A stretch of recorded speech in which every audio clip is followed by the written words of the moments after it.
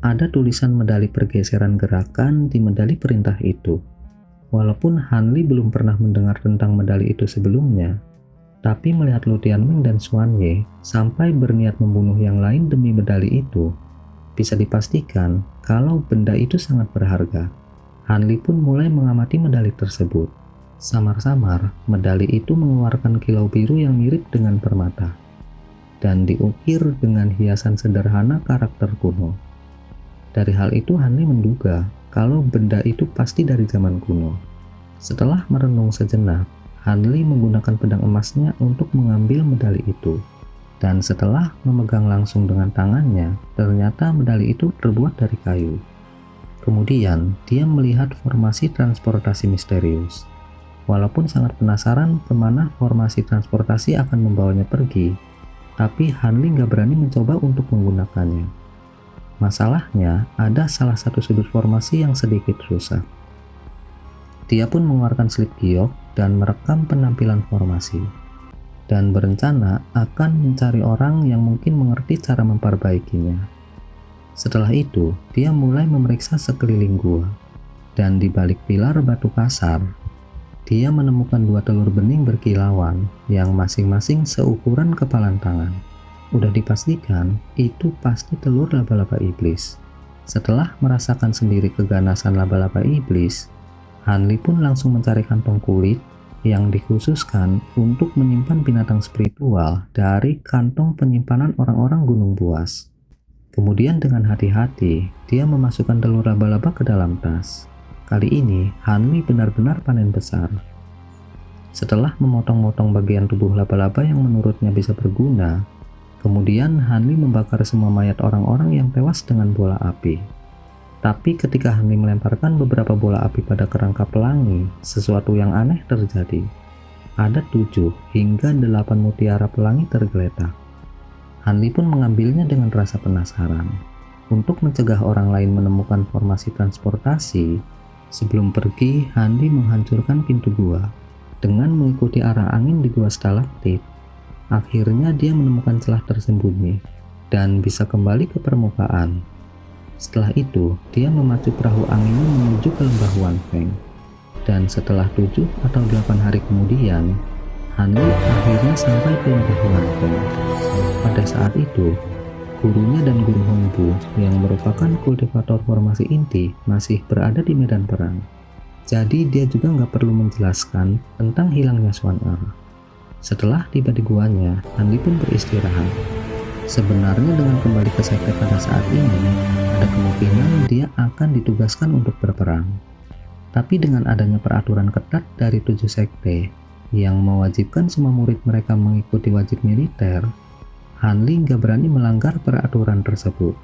Karena bagi mereka yang kabur dari tugas, 7 sekte akan terus memburu mereka kemanapun mereka pergi, selama mereka belum terbunuh. Setelah beristirahat, Han Li pun merendam telur laba-laba di mata air spiritual yang ada di guanya. Setelah mengasingkan diri selama 2 hari di guanya, Han Li akhirnya berhasil menyempurnakan lapisan pertama teknik perkembangan hebat. Entah kebetulan atau apa, tapi secara bersamaan Han Li juga berhasil menembus lapisan kelima teknik pedang King Hewan. Padahal selama ini dia mengalami kemacetan. Dan yang lebih anehnya, Han Li tiba-tiba naik ke tahap menengah pembangunan fondasi. Hal itu membuatnya sangat terkejut sekaligus gembira, karena dengan naiknya tingkat kultivasinya, maka peluangnya untuk bisa bertahan hidup dalam situasi kacau saat ini juga akan meningkat. Tapi yang membuat Han Li heran, bahkan setelah beberapa hari, sekte belum juga memberinya tugas. Akhirnya, dia memanfaatkan waktu luangnya untuk mulai menyelidiki medali kuno. Setelah 2 hari mencari di perpustakaan lembah Wanfeng, akhirnya Han Li menemukan sebuah buku yang menjelaskan tentang medali pergeseran. Menurut buku itu, medali pergeseran adalah medali yang biasa digunakan para kultivator kuno untuk berpindah ke tempat yang sangat jauh. Tapi karena kekacauan yang terjadi di dunia kultivasi kuno, jadi metode untuk membuat medali kuno itu telah lama hilang. Dan kini benda itu cuma ada dalam cerita dan jarang ada orang yang mengetahuinya. Begitu juga dengan formasi transportasi kuno. Di dunia kultivasi saat ini, jarak terjauh yang bisa ditempuh formasi transportasi adalah sekitar 50 km. Tapi formasi transportasi kuno bisa menempuh jarak jutaan kilometer. Setelah mengetahui hal itu, jantung Hanli pun berdebar kencang. Kalau dia bisa memperbaiki formasi transportasi kuno, maka dia akan bisa melakukan perjalanan ke suatu tempat yang sangat jauh, setidaknya 5 juta kilometer. Jadi dia nggak perlu lagi terlibat dalam perang dan bisa pergi ke tempat baru untuk melanjutkan kultivasinya. Hal itu membuat Hanli nggak sabar dan mulai mencari buku tentang formasi transportasi kuno. Siapa tahu ada metode untuk memperbaikinya.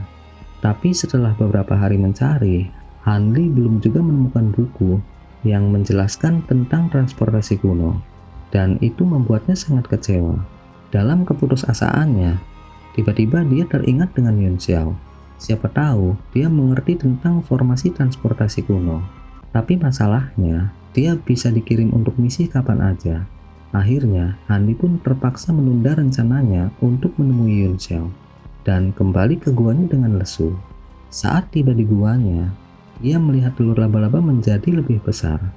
Hanli pun segera menggambar formasi mantra pengendali roh sederhana, sebuah metode dasar untuk mengendalikan bayi binatang iblis.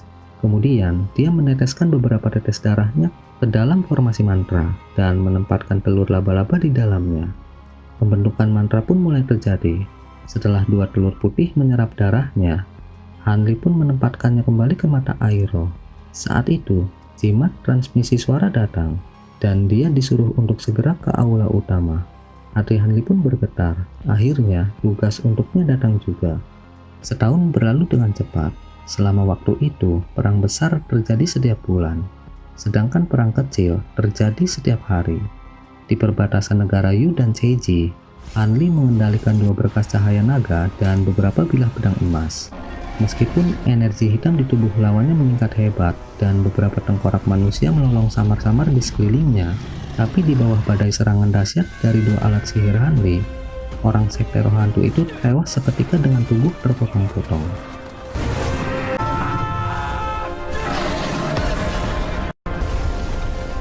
Dengan santai, Hanli mengambil kantong penyimpanan dari tubuh orang itu. Saat itu langit mulai gelap. Sesuai kesepakatan yang dibuat kedua belah pihak, para kultivator formasi inti hanya boleh berperang di malam hari, dan mereka pun mulai keluar untuk bertarung. Hanli yang pernah melihat secara langsung pertempuran antara 2 kultivator formasi inti, sampai sekarang masih merasa ngeri. Pertempuran itu telah menghancurkan langit dan bumi sejauh beberapa kilometer.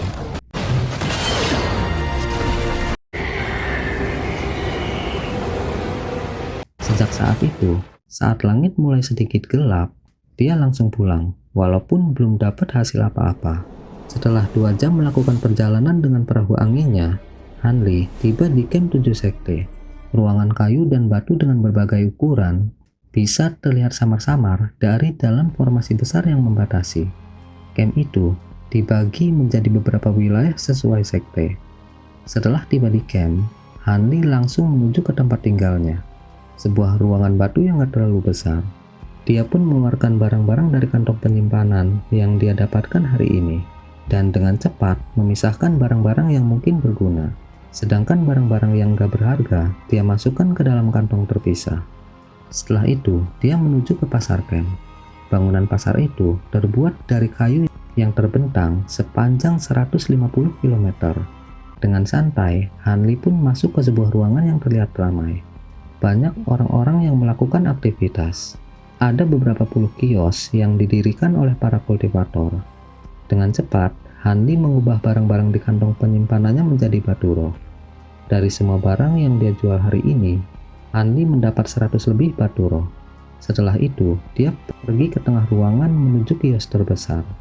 Kios itu membentang lebih dari 20 km, hampir 3-4 kali lebih besar dari kios penjual lainnya.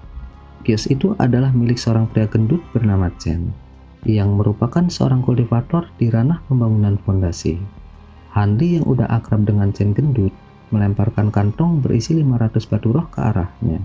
Batu roh itu untuk membayar rumput roh tangisan naga yang dia pesan. Si gendut pun tertawa. dia benar-benar terkesan dengan Hanli yang bisa mengumpulkan begitu banyak batu roh dengan sangat cepat.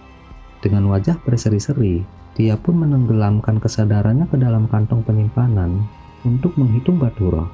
Setelah jumlahnya pas, dia mengeluarkan kotak giok dengan senyum gembira dan menyerahkannya kepada Hanli. Hanli pun mengambil kotak itu dan segera membukanya untuk melihat isinya. Dia kemudian menganggukkan kepalanya dan menyimpan kotak tersebut. Dengan bantuan Shen gendut, Hanli bisa mendapatkan barang-barang yang dia butuhkan. Semuanya dia bayar dengan batu roh. Sebenarnya, dia bisa aja dapat batu roh dengan menjual rumput berumur ratusan tahun, atau bahkan 1000 tahun. Tapi itu sangat beresiko. Bisa-bisa dia diincar kultivator kuat dan dirampok. Makanya, dia memilih mencari batu roh dengan cara berpartisipasi dalam tugas untuk membunuh kultivator jalan iblis. Dengan cara itu, selain dia mendapat hadiah sejumlah besar batu roh, dia juga bisa menjual barang-barang yang dia rampas dari musuhnya. Dengan banyaknya jimat harta karun yang dia miliki dan kekuatan teknik perkembangan hebat, bahkan jika Hanli bertemu dengan kultivator pembangunan fondasi tahap akhir dan terdesak, dia bisa melarikan diri dengan aman. Tapi jika bertemu dengan kultivator yang setara, apalagi di bawahnya, mereka semua pasti akan menjadi korban keganasan Hanli. Tapi selama dia bertempur di garis depan, dia belum pernah bertemu lagi dengan Wan Chan. Sepertinya, dia sebagai tuan muda sekte nggak terjun langsung ke medan perang di garis depan. Selama setahun ini, reputasi Hanli di antara para kultivator 7 sekte besar mulai dikenal sebagai karakter ganas dari lembah Wanfeng. Dengan basis kultivasinya yang hanya berada di ranah pembangunan fondasi tahap menengah, dia bisa membunuh lebih dari 10 kultivator jalan iblis dan kembali dalam keadaan utuh tanpa tergores sedikit pun. Dan hal itu benar-benar tak terbayangkan dan membuat kagum semua orang. Saat Hanli mau pamitan ke si gendut, hembusan angin harum tiba-tiba mencapai hidungnya. Hanli sedikit tertegun dan memutar kepalanya untuk melihat. Seorang kultivator wanita yang begitu anggun dan dingin mendekat dari belakang. Setelah dengan jelas melihat wajah dan tubuh mungil tapi padat berisi itu, ekspresi Hanli biasa aja. Tapi di dalam hatinya, dia agak gelisah. Wanita itu adalah Nona Chen. Saat pikirannya melayang, mengingat kembali kejadian erotis malam itu, perasaan aneh pun muncul di dalam hatinya. Sejak kepulangannya dari tanah terlarang, Hanli nggak pernah bertemu lagi dengan Nona Chen. Jadi dia juga nggak tahu kapan Nona Chen tiba di camp ini. Oke guys, segitu aja dulu. Gua pamit, see you next time di video berikutnya.